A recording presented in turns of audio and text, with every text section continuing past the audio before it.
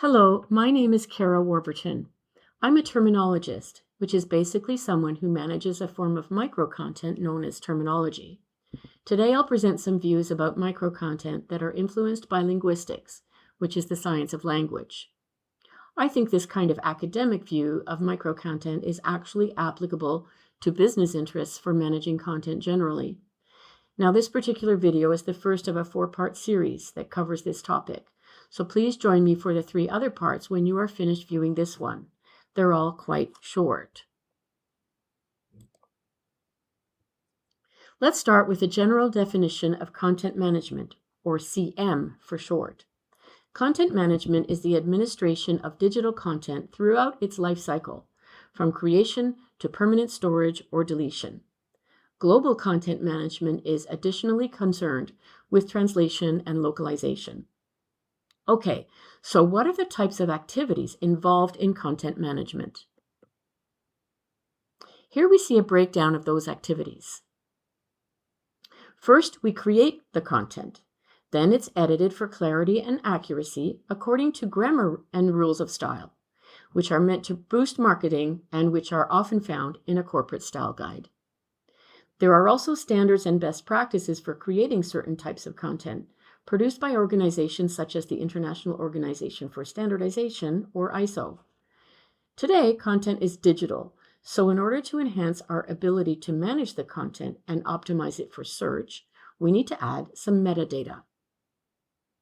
Of course, this means that the content is probably encoded in XML formats such as DITA or Darwin Information Typing Architecture. DITA is an XML format for authoring that is developed by the standards body called OASIS.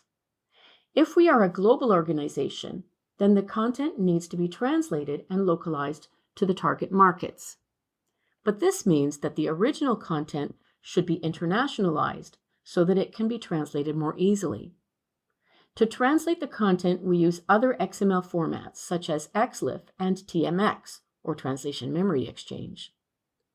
Then the content can be published and made available to our target audiences in various delivery media. To be efficient, we need to store the content and reuse it again, possibly with some updates later to reflect some changes. Many people are involved in these various tasks, and they often use tools such as controlled authoring software and translation memory systems. And the whole process can be managed with the help of a content management software. So that's basically an overview of the kinds of activities that are involved in content management. So moving on, I guess, in order for me to introduce the notion of microcontent in the wider context of content management, I think it would help if you could understand that content can be managed at increasing levels of granularity, kind of like, well, nesting Russian dolls. The largest level of content is the entire collection relating to a core asset, such as a product or a service. An information portal for a product would be a good example of this. The next level would be a document, a web page, or a file within that collection. Here I have an example of a web page from Autodesk about a feature of their design software called Notes and Labels. You can see in the small print that this information already has some level of reuse because it applies to the different products listed here: AutoCAD, architecture, Civil 3D, electrical, and so forth. Okay, so this already has some reuse potential. If we go further and further into smaller pieces of content, we have sections within a web page, a paragraph within a section, and a sentence within a paragraph. This slide shows a sentence. But even within the sentence itself are even smaller bits of content that correspond to concepts. For example, we have here command window, annotation panel, and multi-line text. It's worth noting here that traditionally, the sentence level is viewed as the smallest level of content that can be reused, or repurposed, as I like to call it. Translation memory systems, for example, allow translated sentences to be reused for retranslating repetitive content in different documents.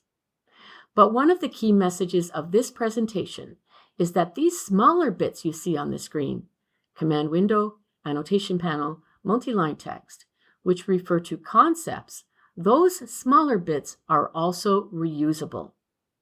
So this concludes part 1 of the 4-part series.